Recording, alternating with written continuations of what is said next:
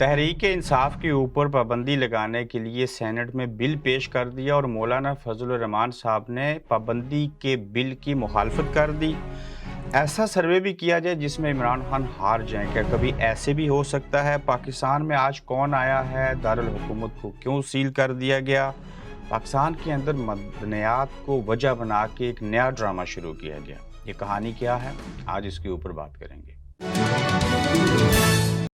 अस्सलाम वालेकुम, आप देख रहे हैं गोरख धंधा अबरार कुरैशी। आपसे मुखातिब हूँ। आप हैरान होंगे कि वीकेंड छुट्टी वाले रोज़ सेनेट के अंदर तहरीक इंसाफ के ऊपर पाबंदी के असूल के लिए वज़ीर दाखिला मुस्लिम लीग नून के राना सनाउल्लाह साहब ने बिल पेश किया है। ये बिल ये है कि जो लोग गलत कारियों में मुलव्वस हैं, जो 9 मई के वाक़यात में मुलव्वस हैं, इस चीज़ को वजह बना के ज़रूरत इस अमर की है कि पाकिस्तान तहरीक इंसाफ के ऊपर पाबंदी लगा दी जाए।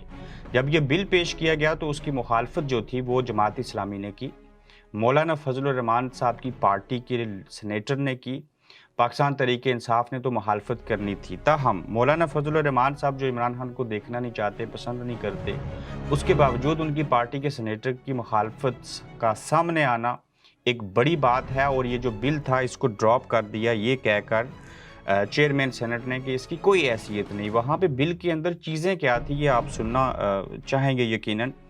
उसमें कहा गया कि तशद्दुद में मुलव्वस तंजीम के रहनुमाओं के पासपोर्ट ज़ब्त होंगे, ओहदेदारान अरकान के असला लाइसेंस भी मनसूख असासे मुंजमद किए जाएंगे, तशद्दुद में मुलव्वस तंजीम के इलेक्शन में हिस्सा लेने पर मुकम्मल पाबंदी आयद होगी, हुकूमत पर तशद्दुद फ़र्द तंजीम की मीडिया तक रसाई पर पाबंदी लगाएगी, नज़रियाती अकायद मजहबी और सियासी मामलात में ताकत का इस्तेमाल इंतहा पसंदी करार दिया जाएगा। इसके अलावा मामनत या साजिश या उकसाने पर 10 साल कैद, 20 लाख रुपये जुर्माना होगा।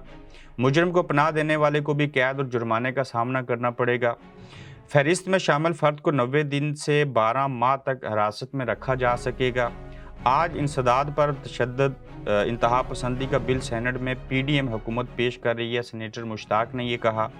हुकूमत के तेवर बता रहे हैं कि इसको कमेटी को भेजने के लिए बहस करने भी नहीं देंगे। सेनेटर मुश्ताक ने कहा, हुकूमत के रवैये से लगता है कि इस बिल को आज ही मंजूर करा लेंगे। हुकूमत किसी सियासी लीडर या सियासी जमात को रियासती जबर से माइनस करने की कोशिश जो कर रही है ये गलत है। जमात इस्लामी के सेनेटर मुश्ताक साहब कह रहे हैं इस बिल से आइंदा इलेक्शन में सियासी जमातों को लीडर्स को मुकाबले का यकसां मैदान मिलना एक मशकूक बात बन जाएगी। फिर वो कहते हैं कि हुकूमत इस बिल को हर सूरत में कमेटी में भेजे और कवायद ज़वाबत पामाल ना करे। उन्होंने मशवरा दिया है पार्लियामेंट को रबड़ स्टैंप, अंगूठा छाप और गैर मौसर ना बनाया जाए। सेनेटर मुश्ताक कहते हैं ये एक बहुत ही खौफनाक बिल है जिससे पुरतशद्दुद इंतसाब पसंदी नहीं बल्कि कम नहीं होगी, ये बढ़ेगी।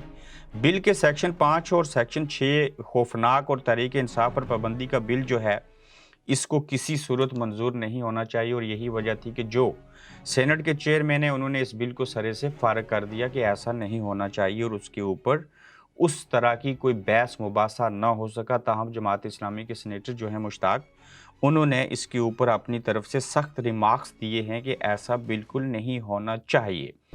फिर देखिए कि किस तरह से जो पाकिस्तान के अंदर डिफ़ाल्ट ज़्यादा मुल्क है उसका दारुल खिलाफा जो है उसको 2 रोज़ के लिए बंद कर दिया गया। अब कौन आया है पाकिस्तान में? डिप्टी प्राइम मिनिस्टर आए हैं चीन के, अमेरिका से 2 बड़ी शख्सियात आएंगी और इस दौरानिए में कुछ मायदे होंगे। इन मायदों को वजह बना के जो इस्लामाबाद दारुल खिलाफा है, कैपिटल है, अगर आप इसको बंद कर देंगे तो ये एक सवालिया निशान होगा कि ये लोग तो आए लेकिन किस तरह की सिक्योरिटी खदशात थे। आप एक रोड को बंद कर देते, आपने पूरे इस्लामाबाद को बंद कर दिया और मायदे तो आप करेंगे, मुल्की और कौमी मफाद के अंदर ये चीज़ें होंगी, मगर डिफ़ाल्ट ज़्यादा मुल्क का दारुल हुकूमत 2 रोज़ के लिए बंद कर देना, जहाँ पे अवाम के लिए आमद रफ्त के अंदर दुश्वारी का सामना है, वहीं पे जो माशी तौर के ऊपर है वो भी तो आपको नुकसान होगा। और अब देखना यह है कि मायदे किस नौयत के होंगे और क्या चीज़ें होंगी और इसी चीज़ को वजह बना के 6000 अरब का तांबा जो था वो वज़ीरिस्तान से चीन मुंतकिल किया गया, मगर पाकिस्तान में भूख है, नंग है, अफलास है। फिर आप देखिए कि ये एक नया ड्रामा है जो WFO कह रहे हैं कि कॉपर निकाल रहे हैं, वहाँ से और चीज़ें निकली हैं اور یہ تو پہلے بھی کام ہو رہے تھے اور ان چیزوں کی بڑی مالیت ہے اور یہ بتایا جا رہا ہے کہ کہیں سے گیس نکل گئی ہے. الحمدللہ یہ بھی بہت اچھا اقدام ہے. مگر جس علاقے سے یہ چیزیں نکل رہی ہیں جو بلوچستان کے لوگ ہیں ان کو آپ نے مقامی سطح کے اوپر کیا دیا؟ کیا ان کو روزگار دیا؟ کیا ان کو اس کا حصہ دیا؟ کیا بلوچستان کی حکومت کو آپ نے اس کے ٹوٹل کا کم از کم 25% دینا چاہیے تھا؟ وہ ملا ان کو؟ وہاں کے جو لوگ ہیں ان کو بنیادی انسانی حقوق نہیں مل رہے. اسی بلوچستان وزیرستان کے علاقے کے جو اسٹوڈنٹ ہیں وہ یونیورسٹیز کے باہر اسلام آباد میں دھرنا دیے بیٹھے ہیں, احتجاج کر رہے ہیں. ان کی کوئی سنوائی اور شنوائی نہیں ہو رہی. ان کو وہاں پہ کوٹا سسٹم نہیں مل رہا, وہ میڈیکل کی سیٹوں کے اوپر نہیں آ سکتے. وہاں کے لوگ جو ہیں وہ غریب ہیں, غربت ہے, بھوک ننگ اور افلاس ہے. تو ایک طرف آپ 6,000 ارب روپے کا تانبا جو ہے وزیرستان سے چین منتقل کیا ہے اور یہ اتنی بڑی اماؤنٹ ہے, اور وہیں پہ انہی علاقوں کے اندر سے کہا جا رہا ہے کہ وہاں پہ سمگلنگ کا کام ہو رہا ہے, گاڑیاں 2 نمبر آتی ہیں.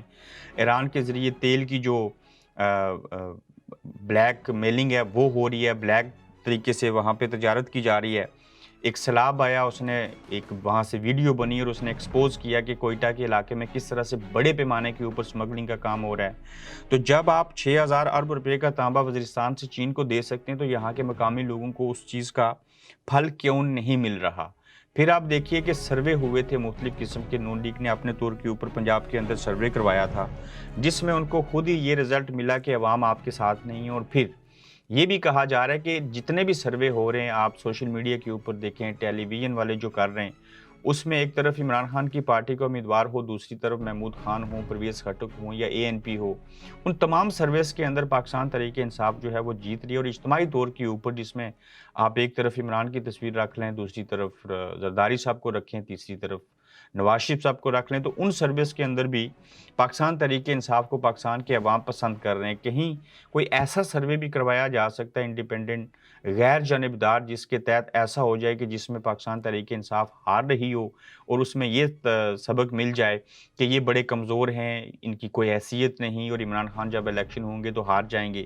یہ جتنے سروے آتے ہیں, ان کے جتنے رزلٹ آتے ہیں, اس لیے ان کو روکا نہیں جا رہا. وہ خود اسٹیبلشمنٹ اور حکومت دیکھنا چاہتی ہے کہ پاکستان کے عوام کیا چاہتے ہیں, ٹمپریچر کتنا ہے, کس طرف یہ چیزیں جائیں گی. اور ان چیزوں کو سامنے رکھتے ہوئے تمام کے تمام سروے جب عمران خان کے حق میں آتے ہیں تو یہ وہی چیز ہے جس کے تحت نگران حکومت بنے گی, اس کو ایکسٹینشن ملے گی, انتخابات وقت پہ نہیں کروائے جائیں گے, نگران وزیر اعظم کے اختیارات بڑھا دیے جائیں گے.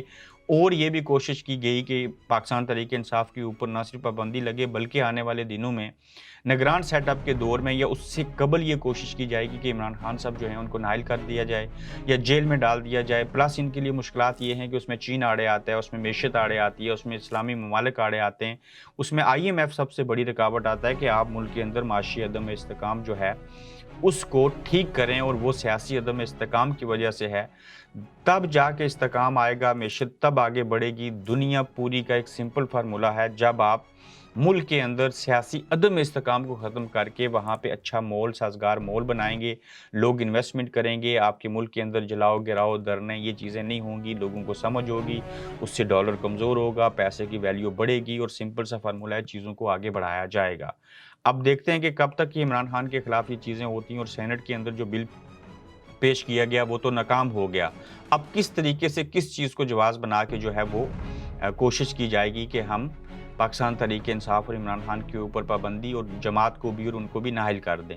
اگلے ایپیسوڈ میں کچھ اہم انٹرویوز ہوئے ہیں, جبکہ علی محمد خان جو ہیں انہوں نے کہا ہے کہ 1 اگست سے وہ کوئی تحریک چلائیں گے. ان چیزوں میں کس حد تک صداقت ہے, وہ کس طرح کی تحریک ہوگی, کس طرح سے برف پگھل رہی ہے. اگلے گورکھ دھندا میں مزید اہم خبروں کے ساتھ پھر آپ سے ملیں گے. آپ دیکھ رہے ہیں گورکھ دھندا ابرار قریشی کے ساتھ.